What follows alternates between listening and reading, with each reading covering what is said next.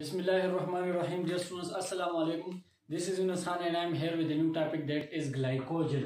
हम बात कर रहे थे कार्बोहाइड्रेट्स के बारे में, जिसमें पॉलीसेकेराइड्स की बात हो गई थी पूरी डिटेल के साथ। अब उसके मुख्तलिफ एग्जाम्पल स्टार्ट हो गए हैं, तो ग्लाइकोजन तक पहुंच गए हैं। इसके बाद फिर सेलुलोज और काइटिन है, तो इंशाल्लाह पॉलीसेकेराइड्स बल्कि कार्बोहाइड्रेट्स पूरे हो जाएंगे। ग्लाइकोजन जो है हमारे पास, it is also like other polysaccharides which have been discussed, it is also a homopolysaccharide. ये भी एक होमोपॉलीसेकेराइड है, और हमने कहा है कि होमोपॉलीसेकेराइड वो पॉलीसेकेराइड है जो एक किस्म के यूनिट्स के बने हो। अब देखते हैं कि ये एक किस्म के यूनिट्स के बने कि नहीं। तो असल में ग्लाइकोजन जो है ये हमारे पास अल्फा ग्लूकोजिस से बना है। ये भी अल्फा ग्लूकोजिस से बना हुआ है। सो दिस मीन कि सारे अगर अल्फा ग्लूकोजिस है तो फिर इसका मतलब ये हुआ कि ये एक होमोपॉलीसेकेराइड है। अच्छा, इसको हम एनिमल कार्बोहाइड्रेट भी कहते हैं। एनिमल कार्बोहाइड्रेट इसको इसलिए कहते हैं कि it is found in animals, it is found in animals. इसी वजह से इसको एनिमल कार्बोहाइड्रेट्स का नाम भी दिया जाता है। अच्छा, एनिमल्स में फिर कहां होता है? Specifically it is stored in liver and muscles.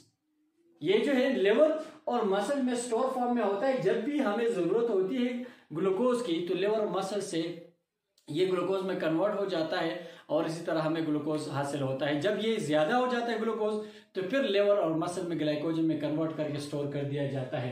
अब अगर आप देख लें तो ये लिवर और मसल्स यानी एनिमल्स में पाया जाता है, और digestion is similar to that of starch. बिल्कुल स्टार्च की तरह डाइजेशन इसका वो होता है। माइलेज एंजाइम के जरिए इसको डाइजेस्ट किया जाता है, और इससे जो है ये जब डाइजेस्ट होता है ग्लाइकोजन, देखिए ना, ग्लाइकोजन जब डाइजेस्ट होता है तो ग्लाइकोजन से डाइसेकेराइड बनता है माल्टोज। ठीक है, ये उसमें स्टार्च में भी हमने बात की थी। माल्टोज को फिर क्या किया जाता है? Maltose is further with the help of maltase enzyme converted into glucose units. इसको फर्दर ग्लूकोज यूनिट्स, और वो भी स्पेशली अल्फा ग्लूकोज में इसको कन्वर्ट किया जा सकता है। तो इसका भी जो डाइजेशन है वो स्टार्च की तरह है। अब अगर हम देख लें तो ग्लाइकोजन जो है स्टार्च की तरह है, ठीक है, होमोपॉलीसेकेराइड भी उसी की तरह डाइजेशन भी इसका होता है।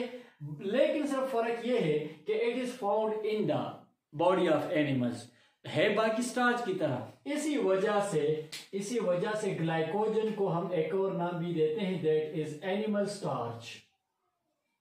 ये एक आपका ऑब्जेक्टिव बन सकता है। एनिमल स्टार्च इसको क्यों कहते हैं? Because it is like starch. Digestion भी स्टार्च की तरह है, कंपोजिशन भी स्टार्च की तरह है काफी हद तक, लेकिन मौजूद होता है एनिमल्स में, इसी वजह से इसको एनिमल स्टार्च कहते हैं। अच्छा, जिस तरह हमने कहा था कि स्टार्च को हम आयोडीन टेस्ट के जरिए मालूम कर सकते हैं, इसी तरह इसको भी आयोडीन टेस्ट के जरिए मालूम किया जा सकता है। आयोडीन सोल्यूशन के साथ इसको जब ट्रीट किया जाए तो ये आपको रेड कलर देगा। हमने स्टार्च के बारे में कहा था कि वो ब्लू कलर देगा। ब्लू कलर अगर आता है तो स्टार्च होगा, रेड कलर आता है तो ये आयोडीन के साथ, तो ये ग्लाइकोजन होगा।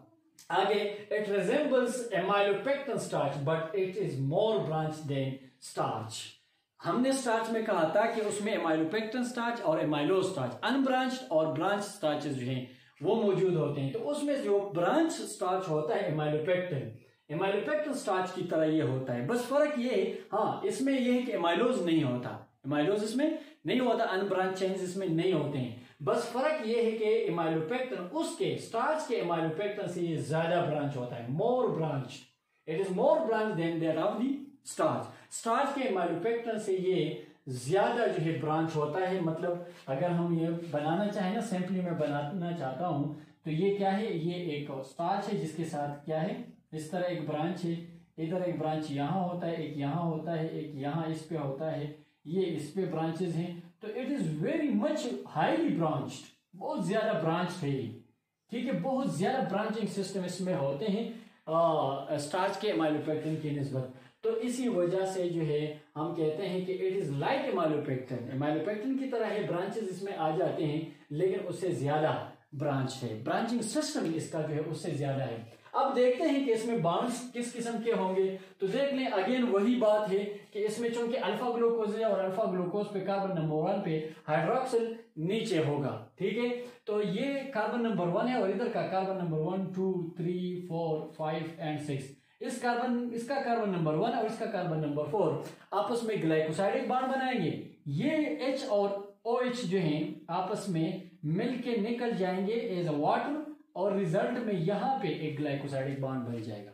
इसी तरह यहाँ भी ऐसा होगा, ये H और OH निकल के वाटर बना लेंगे और यहाँ पे इन दोनों के दरमियान एक ग्लाइकोसाइडिक बॉन्ड बन जाएगा। लेकिन अगर आप देख लें तो ये सारे ग्लाइकोसाइडिक लिंकेजेस ये in between carbon number 1 and carbon number 4 हैं। तो एक किस्म के ग्लाइकोसाइडिक लिंकेजेस इनके दरमियान जो आ रहे हैं, these are called 1,4 glycosidic linkage. लेकिन कौन सा, ग्लूकोज यूनिट्स अल्फा यूज हो रहे हैं, तो ये हो जाएगा अल्फा 1,4 ग्लाइकोसाइडिक